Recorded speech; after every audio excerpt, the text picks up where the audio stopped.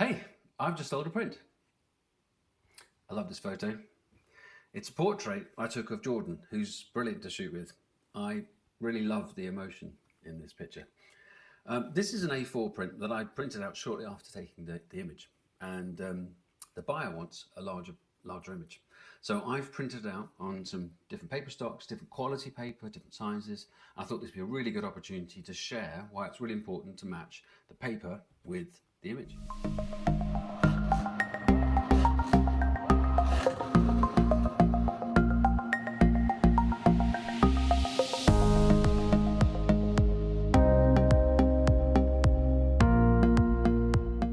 So I've printed the image out onto a couple of different paper stocks.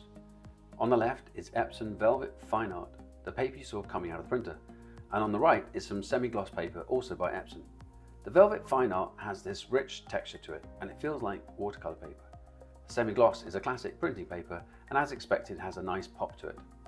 An image with hard light and contrasting colors works really well on the semi-gloss, but here, where the photo is softer and has its own texture, I think the Velvet Fine Art works best. It also does a nice job of bringing out the detail in Jordan's hair and jacket. Finally, you can see how the different paper sizes compare side by side. That's A4 down the bottom, and then above it, A3, and finally A3+. You know, it's funny, I can still surprise myself when I try out different paper stocks, even though I've done it countless times.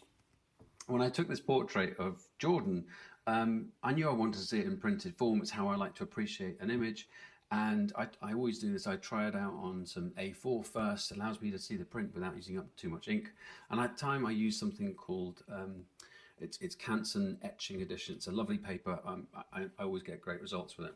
But when I got the order, I was like, well, it's going to go on their wall, right? So you want to make sure that you've chosen the best paper stock that really brings out the image. So I went back and I tried out a few different things, and as you saw, I tried out some Epson semi-gloss. It's kind of like going back into my darkroom days. I was going to see what it was like if I added that extra bit of pop. Maybe it would have brought out something in the photograph that I hadn't seen before. But ultimately, I think the Epson Velvet Fine Art worked best. It's a paper stock that's got its own texture inherent in the paper, and that texture is quite sort of sympathetic to the sort of texture that's in the photograph. So I think as a print on somebody's wall, I think it's going to work really well. Anyway, that's my opinion. What do you think?